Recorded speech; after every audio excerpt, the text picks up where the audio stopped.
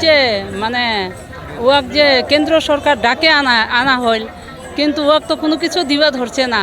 মুই চাবাদ হচ্ছুং তাড়াতাড়ি যাতে মোর দাদার মানে কেন্দ্র সরকার যে ডাকে আনছে তাড়াতাড়ি যাতে মানে রাজ্য খান দেয়, ওইটাই মোর বক্তব্য। আর ডিএল কোচেরও যাতে ব্যবস্থা তাড়াতাড়ি করে, কারণ একটা লোক কতদিন আরও বন্দি হইয়া থাকিবে, জেলের মতো বন্দি হয়ে আছে। কারণ লোকটা আনা হয়েছে, কোনো কিছু মানে ব্যবস্থা করা হবাদ হচ্ছে না। যদি না করে তাহলে আমরা আরও নতুন করে আরও সংগঠন খান মানে জাগ্রত করবি সবাই মিলি। আমার এবার মহিলাগুলাই জাগিবি।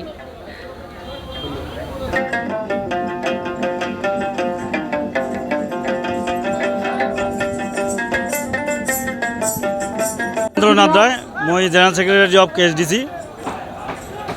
আজি আমরা যে এটা এখানে উপস্থিত হচ্ছি, আমার দীর্ঘদিনের যে দাবি দাওয়ার পরিপ্রেক্ষিতে যে শান্তি আলোচনার প্রসেস চলিত হচ্ছে এবং শান্তি আলোচনার যে 7 দফায় আলোচনা হয়েছে, চূড়ান্ত পর্যায়ে আমার 5টা দাবি মানিয়ে আনিছে। যে দাবিগুলো হচ্ছে কামতাপুর সেপারেট রাজ্য বা গ্রেটার কুচবিহার সেপারেট রাজ্য কিংবা ইউটি, আর হচ্ছে আমার কামতাপুরি ভাষার সাংবিধানিক স্বীকৃতি, সঙ্গে আমার কোচ রাজবংশী সমাজের সবাইকে এসটিকরণ, বাংলা, বিহার, আসাম। অন্য পাশে আমাদের যেগুলো সংগ্রামী আছেন তাদের সবগুলোকে রিহ্যাবিলিটেশন, পুনর্বাসন দেওয়া, সঙ্গে অ্যামনিস্টি প্রদান করা। এবং 5টা দাবি অলরেডি আলোচনা সাপেক্ষে রাজি হয়েছেন কেন্দ্র সরকার। এই শান্তি আলোচনা তাই চাই। আমাদের জীবন সিংহ এবং ডিএল কোচ মানে দুই ব্যক্তি আমার, কে হলো প্রধান, কে হলো কেএন একজন, কে হলো প্রধান একজন।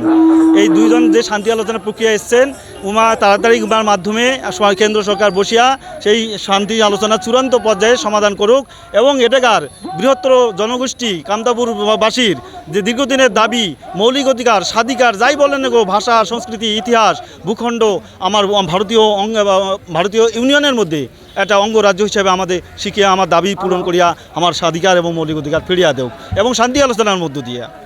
আর একটা বস্তু দেখা যায় যে ডিএল কোচ আর আমার বর্তমান আমার পুলিশ কোচের বিষয়ে কিছু উমা তো আসেন শান্তি আলোচনা, উমা থাকছেন স্বাভাবিক প্রক্রিয়ায়, উমা আসেন। আমার যতগুলা কেএলও আছেন এবং কামতাপুর আন্দোলনকারী কামতাপুরবাসী শান্তি আলোচনা প্রক্রিয়াকে সাব্যস্ত করছেন এবং রাজি হয়েছে, এইটাকে সমর্থন করছেন। ধন্যবাদ।